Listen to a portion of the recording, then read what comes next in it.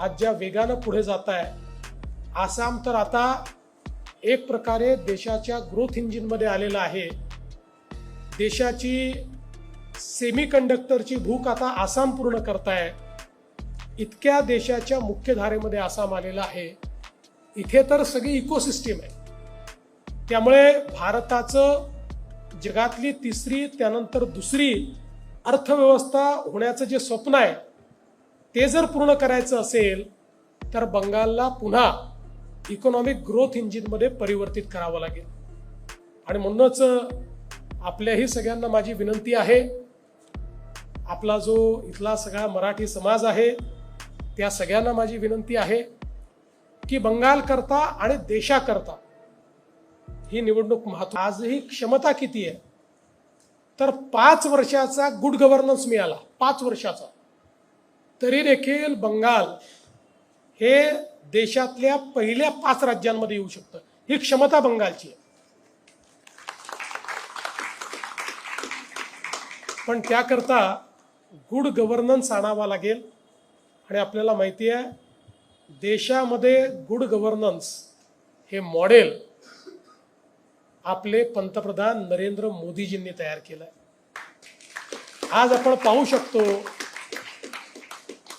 अतिशय मागास असलेलं आसामसारखं, त्रिपुरासारखं, बिहारसारखं राज्य आज ज्या वेगानं पुढे जात आहे, आसाम तर आता एक प्रकारे देशाच्या ग्रोथ इंजिनमध्ये आलेला आहे। देशाची सेमीकंडक्टरची भूक आता आसाम पूर्ण करताय, इतक्या देशाच्या मुख्य धारेमध्ये आसाम आलेला आहे। इथे तर सगळी इकोसिस्टीम आहे। त्यामुळे भारताचं जगातली तिसरी त्यानंतर दुसरी अर्थव्यवस्था होण्याचं जे स्वप्न आहे ते जर पूर्ण करायचं असेल तर बंगालला पुन्हा इकॉनॉमिक ग्रोथ इंजिनमध्ये परिवर्तित करावं लागेल। आणि म्हणूनच आपल्याही सगळ्यांना माझी विनंती आहे, आपला जो इथला सगळा मराठी समाज आहे त्या सगळ्यांना माझी विनंती आहे की बंगाल करता आणि देशाकरता ही निवडणूक महत्त्वाची आहे। या निवडणुकीमध्ये मतदानाला तर सगळ्यांनी गेलंच पाहिजे आणि अर्थातच गेल्यानंतर परिवर्तनाकरताच मतदान केलं पाहिजे। हे मतदान देशहिताचं मतदान असणार आहे।